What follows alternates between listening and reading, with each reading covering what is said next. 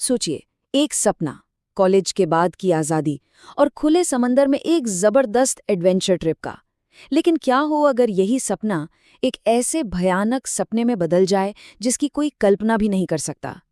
ये कहानी है उम्मीद की, संघर्ष की और जिंदा रहने की उस लड़ाई की जो एक दो दिन नहीं बल्कि पूरे 7 साल तक चली। और ये जो पूरी कहानी है, ये जो 7 साल का संघर्ष है, वो इस एक लाइन में सिमट जाता है।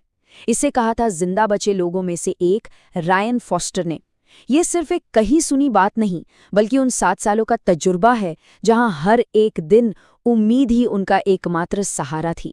तो चलिए चलते हैं साल 2001 में। जगह है प्रशांत महासागर। एक जहाज जिसका नाम था सिल्वा होराइजन QX78 अपनी मंजिल की ओर बढ़ रहा था, और उस पर सवार थे कॉलेज के 5 दोस्त जो अपनी आज़ादी का जश्न मना रहे थे। हवा में जोश था, सपने थे, लेकिन उन्हें जरा भी अंदाजा नहीं था कि कुछ ही घंटों में उनकी दुनिया हमेशा हमेशा के लिए बदलने वाली है। तो कौन थे ये 5 दोस्त? 27 साल का रायन फॉस्टर, उसका जिगरी दोस्त लूकस पेनेट और उनकी 3 दोस्त मैडिसन क्लार्क, क्लोई हेज और विक्टोरिया रीड।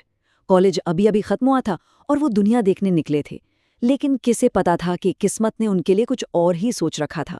और फिर सब कुछ बिगड़ना शुरू हुआ, और इतनी तेजी से कि किसी को संभलने का मौका ही नहीं मिला। पहले घंटे में जहाज का कप्तान नशे में धुत मिला।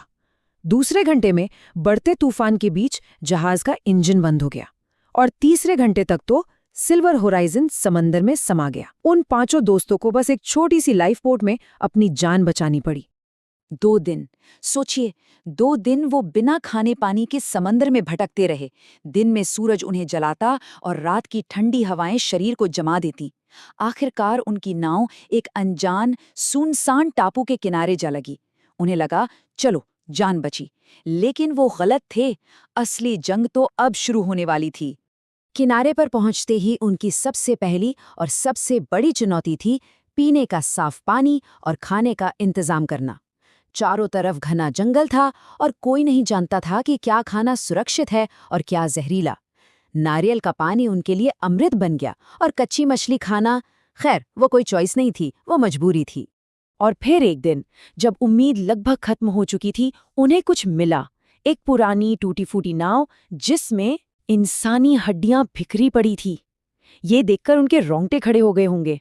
लेकिन उसी डरावने मंजर के बीच उन्हें एक जंग लगा चाकू मिला। ये सिर्फ एक चाकू नहीं था, ये जिंदा रहने की चाबी थी। आग जलाने का, खाना पकाने का और जंगली जानवरों से खुद को बचाने का एक जरिया। 1 दिन, 2 दिन, 1 हफ्ता नहीं, बल्कि पूरे 7 साल गुजर गए। सोच सकते हैं, 7 साल? दिन हफ्तों में, हफ्ते महीनों में और महीने सालों में कैसे बदल गए उन्हें पता ही नहीं चला। उनका कैलेंडर सूरज था और उनकी घड़ी समंदर की लहरें। जिंदा रहना ही उनकी रोज की आदत बन गई थी। जो दोस्त कल तक आज़ादी के सपने देख रहे थे, वो अब सर्वाइवल मशीन बन चुके थे। उनके चेहरों पर अब वो पहले जैसी मस्ती नहीं, बल्कि हर पल की सतर्कता थी। हाथ सख्त हो चुके थे और जंगल की हर एक आवाज का मतलब वो समझने लगे थे।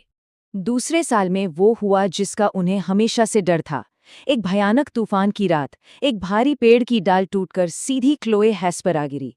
सबने बहुत कोशिश की, लेकिन उसकी सांसें हमेशा के लिए थम गईं।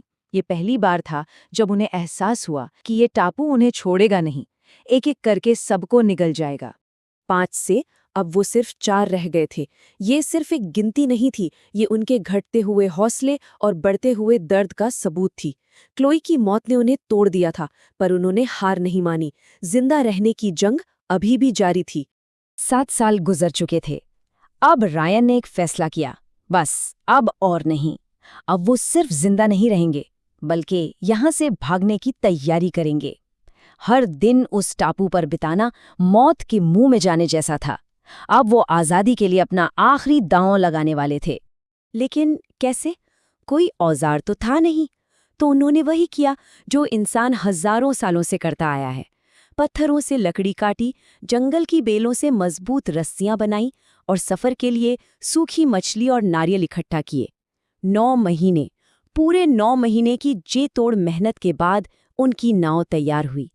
ये उनकी आज़ादी की आखिरी उम्मीद थी। और फिर वो दिन आया जिस दिन उन्होंने टापू छोड़ा, समंदर अजीब तरह से शांत था। उन्होंने पीछे मुड़कर नहीं देखा।